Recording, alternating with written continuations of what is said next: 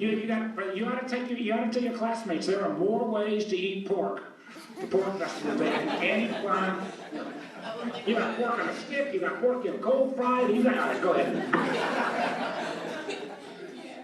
Okay, so as many as 1 in 6 women have elevated levels of mercury in their blood systems that could harm the growing fetus, we need to set limits to mercury pollution. The mercury and air toxic standards that's proposed by Obama and the EPA is reduce emissions by 90%. What is your plan and your position for the mercury and toxic air standards? Great question. Generally, I think we ought to be cutting back on mercury pollution.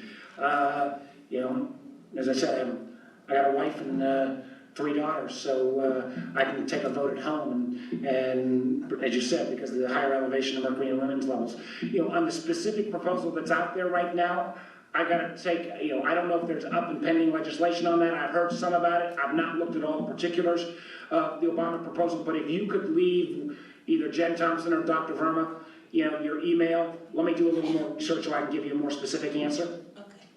But generally, I'm supportive, obviously, of cutting back on mercury pollution. Okay, thank you, Senator. And let me add one other thing. You know, one of the things that we need to do, and this is and I bet you all wouldn't realize. I didn't realize, because I've been spending a lot of time on looking at regulatory reform, and because one of the concerns, and I say this as a former business guy, is that, you know, and this isn't something that just started with President Obama, but we keep adding more regulations. And, you know, at some point that drives up, you know, the costs of doing business. You know, it shouldn't take 7 years to get a road decision made the way it does in so many areas right now. So I've been looking at how we could do smart regulatory reform, because, you know, you do need regulations, you need rules, science changes. My gosh, after the oil spill in the Gulf, you need to have appropriate regulatory reform. One of the things I found, though, is that, you know, there is no official scorekeeper on regulations. So you'll have an agency say, if we don't take this action, you know, 10,000 women will die, or whatever. You have business saying, oh my gosh, if you do this, it's gonna cost us $100 billion and put us all out of business.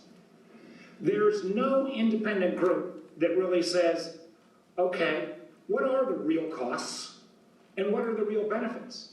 And the amazing thing on most regulations that have been put in place, nobody ever goes in 3 years after the regulation is put in place and say, did it actually work? So one of the things that might clear up, you know, and I'm a strong believer in environmental protection, and got recognized when I was governor, again, particularly, we did more in terms of clean water standards than any other state in the country.